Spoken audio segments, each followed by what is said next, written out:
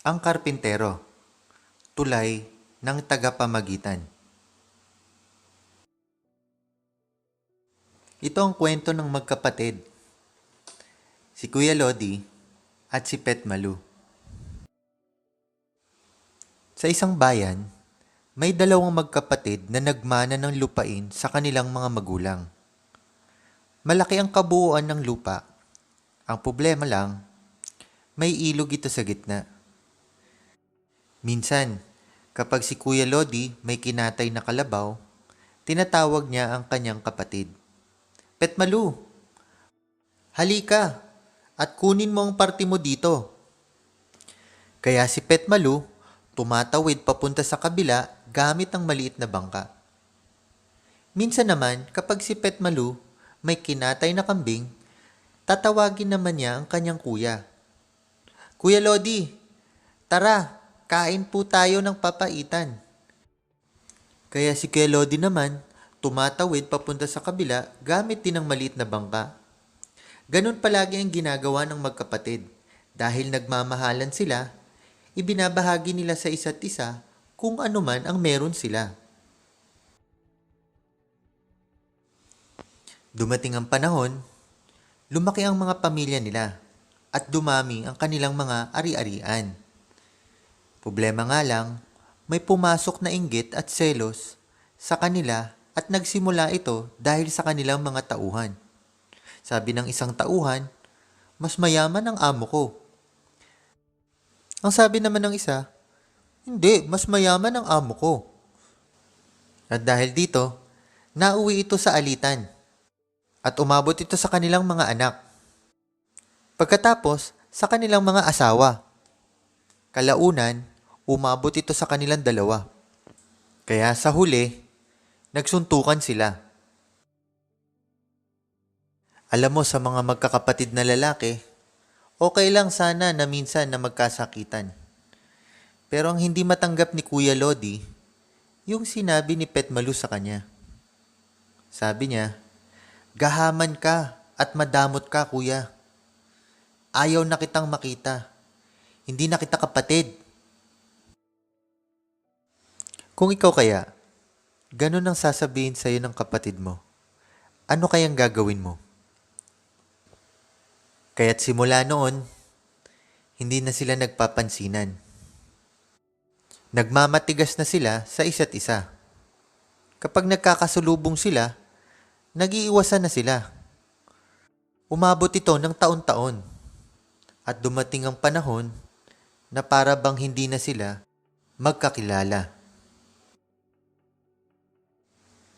Isang araw, may isang karpintero na dumating sa bayan at bumisita kay Kuya Lodi. Tanong niya, Sir, magandang umaga po. Karpintero po ako. May ipapatrabaho po ba kayo sa akin? Sabi ni Kuya Lodi, tamang-tama. Matagal ko na itong nais mangyari. Maaari mo ba akong gawan ng bakod o koral sa bandang likuran ng aking bahay? Sumagot ang karpintero. Pwede po, sir. Madali lang po yan. Pero bago po ako magtrabaho sa inyo, pwede po bang magtanong? Oo naman, sabi ni Kuya Lodi. Ano yon? Sumagot ang karpintero. Bakit po gusto mong lagyan ng koral o pader ang likuran ng iyong bahay?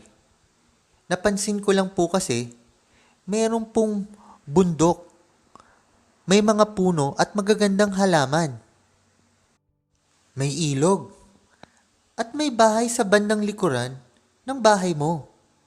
Bakit gusto mo pong harangan? At dahil si kuya ay diretso at matapat sumagot, sinabi niya ang totoong dahilan. Sa totoo lang, kapatid ko ang nakatira sa bahay na yun. Binastos niya ako at itinakwil. Kaya gusto ko na gawan mo ako ng pader o koral sa bandang likuran ng bahay ko. Para paggising ko sa umaga, hindi ko na siya iiwasan. Para literal na hindi ko na siya makikita.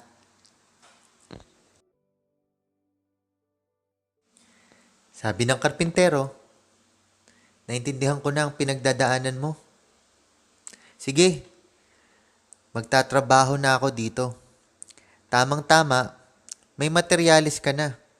Kung uumpisahan ko to ngayong umaga, mamayang hapon tapos ko na to. Magaling, sabi ni Kuya Lodi. Tamang-tama, mamimili muna ako sa bayan. Pagbalik ko, sana tapos na ang pinapagawa ko sa'yo. Habang naglalakad pa uwi si Kuya Lodi, nananabik siya na makita ang pinapagawa niyang pader o kural sa bandang likuran ng bahay niya. Ngunit pagdating niya, wala siyang nakitang bakod o kural at hindi man lang ito naumpisahan. Laking gulat niya na sa kanyang paglingon sa bandang kanan sa likuran ng kanyang bahay. Sapagkat ang nakita niya ay tulay. Napatanong siya sa kanyang sarili. Hindi ba naintindihan ng karpintero ang pinapagawa ko sa kanya? Hindi ba pinaliwanag ko pa sa kanya ang dahilan? Bakit hindi siya nakinig sa akin? Kaya inis na inis si Kuya Lodi. At habang hinahanap niya ang karpintero upang pagalitan nito, may napansin siya na tumatakbo sa tulay. Si Petmalu, papunta sa kanya. Sinubukan niyang umiwas, ngunit dahil maiksi lang ang tulay, naabutan siya. Umatras siya dahil akala niya susuntukin siya ni Petmalu. Ngunit laking gulat niya nang lumuhod ito. Umiyak at biglang yumakap sa kanyang mga paa at pasigaw na nagsabi, "Kuya, sorry! Patawarin mo ko dahil nasaktan kita. Patawarin mo ko sa mga nasabi ko sa'yo. Patawarin mo ko at tinakwil kita. Please, kuya. Please." Kung ikaw kaya, ganito ang gagawin ng kapatid mo. Ano kayang magiging reaksyon mo? Kaya lumambot ang puso ni Kuya Lodi. Binuhat niya si Petmalu. Pinunasan ng mga luha niya sa mata at niyakap. At sinabi niya sa kanyang nakababatang kapatid, "Petmalu, patawarin mo din ako. Nagmatigas ako sa'yo. Nasaktan din kita. Nag-iisa ka lang na kapatid ko. Tayong dalawa na lang sa pamilya. Mahal na mahal kita, Petmalu." Umiiyak na nagpasalamat si Petmalu sa kuya niya. At pasigaw niyang sinabi, "Kuya, thank you. Maraming salamat at nagpagawa ka ng tulay." Ang tanong, tulay nga ba ang pinagawa ni Kuya Lodi? Buti na lang tapat si Kuya Lodi. At inamin niya kay Petmalu ang totoong hangarin niya nang utusan niya ang karpintero. "Hindi nga ako nagpagawa ng tulay Petmalu. Ang pinagawa ko ay bakod o kural. Buti na lang hindi nakinig sa akin ang karpintero." Tamang-tama namang dumating ang karpintero at nagsabi sa kanilang dalawa, "O buti naman, bati na kayo. Maganda na nagkaayos na kayo." Sabi ni Petmalu, "Maraming salamat, mamang karpintero, at hindi ka nakinig sa kapatid ko." Sagot ng karpintero, "Kaya ako pumunta rito dahil narinig ko sa bayan na nag-away nga kayo. Alam ko naman pinagdadaanan nyo eh. Alam nyo, para magkaayos kayo, kailangan nyo munang magpakumbaba. Ibig sabihin, hindi ito kung sino yung tama o mali. Ang importante, yung relasyon. Pangalawa, kailangan nyo lang mag-usap. Kaya ang ginawa ko ay tulay, hindi koral. At syempre, pangatlo, kailangan nyong humingi ng pasensya o pagpapatawad sa isa't isa upang maibalik yung pagmamahalan nyo sa isa't isa bilang magkapatid." Sabi ni Kuya Lodi, "Mamang karpintero, hindi ko alam kung paano ka namin mababayaran. Pero tamang-tama nag-grocery ako sa bayan. Pwede ka ba naming yayain na mag-celebrate? Dahil ngayon, bati na kami ng kapatid ko. Maraming salamat sa'yo. Sabi ng karpintero, pwede naman. Pero pwede ba akong bumalik mamayang gabi? Tanong ni Petmalu, bakit mamayang gabi pa po? Sagot ng karpintero, nakikita nyo ba yung dalawang bahay doon sa dulo ng ilog? May kapatid din na nag-away doon. Tatapusin ko lang ang tulay at babalik ako sa inyo mamaya. Ang kwento ng magkapatid ay parang kwento din natin. Si Allah sa Arabic, Elohim sa Hebrew, God sa English at Diyos sa Tagalog ay ang Diyos ni Abraham o Ibrahim sa Arabic. At nagkaroon siya ng dalawang anak, parehong panganay. Ang una ay si Ishmael at ang pangalawa ay si Isaac. Si Isaac ay nagkaroon ng kambal. Ang panganay si Iso at ang pangalawa ay si Jacob. Isa sa mga napangasawa ni Iso ay lahi ni Ishmael at dito nanggaling ang mga Arabo at dito nanggaling ang mga kapatid nating Muslim. Si Jacob naman ay nagkaroon ng 12 anak. Ang isa ay pangalan Judah at dito nanggaling ang mga Hudyo o sa English, Jew.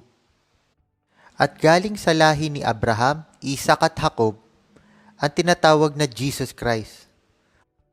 Sa Arabic, Isa al-Masih. At dito nanggaling ang mga Christians. Ibig sabihin, lahat tayo nanggaling kay Abraham. Magkakamag-anak tayo. Magkakapatid. Tayo ang tinutukoy na magkapatid sa kwento. Tayo ay magkakapatid. Galing sa iisang lahi. Galing sa iisang tribo. Ngunit dahil sa relihiyon, kultura, at sa ating mga pagkakaiba, ito ay nagsisilbing kural o pader sa ating lahat. Isa pang dahilan, walang nagtutulay sa atin. Madami ding pagkakataon na tayo mismo ang nagiging dahilan o gumagawa ng pader o kural sa pagitan ng ating mga pamilya, mga kaibigan o mga tao sa paligid natin. Dahil imbis nating tulungan ang mga tao pag nag-aaway, tayo pa mismo ang dumadagdag dahil hindi natin sila tinutulungang mag-usap. Minsan, kinakampihan na natin agad ang isa, hindi pa natin alam kung ano talaga ang nangyari. At dahil dito, lalong lumalala ang alitan ng mga nagkasakitan. Alam natin ang katotohanan. Mas maraming nag-uugnay sa atin kaysa nagpapahiwalay. Ngunit sa oras ng krisis, ang matalino ay nagtatayo ng tulay, habang ang hangal ay nagtatayo ng hadlang. Dapat tayong maghanap ng paraan upang maalagaan ang isa't isa na parang iisang tribo. Kailangan nating maging tulay sa kapwa natin. Ngunit hindi ka magiging epektibong tulay kung hindi mo kilala ang karpintero at ang mga turo niya. At ang tinutukoy ko na karpintero ay walang iba kundi si Jesus Christ o si Isa al-Masih. Siya ay pinanganak at ang naging propesyon niya ay karpintero. Kristo Jesus sa Tagalog, Jesus Christ sa Ingles, Isa al-Masih sa Arabic, Yeshua HaMashiach sa Hebrew, ay ang karpintero, ang Mesiyas na pinadala ng Diyos o Allah. Siya lang ang makakatulong sa atin upang maging epektibong tulay tayo para sa lahat. Siya din ang nag-iisang nanggaling sa langit, na bumaba at nagkatawang tao. At ang turo niya, mahalin natin ang ating mga kaaway. Magiging epektibo ka lang na tulay kung mamahalin mo ang iyong mga kaaway. Ibig din sabihin, hindi ka pipili ng kakampihan. Palagi kang pumapagitna dahil alam mo na ang pinakaimportante ay ang mga relasyon.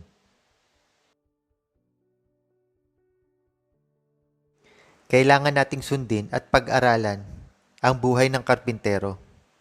Ang kanyang paraan at mga katuroan ang gagabay sa atin patungo sa tuwid na daan. Kaya't tara, sama-sama nating kilalanin at pag-aralan ang buhay at katuroan ni Kristo Jesus, Isa Almasih, Yeshua Masiak, ang nag-iisang tagapamagitan sa pagitan ng Diyos o Allah at sa mga tao.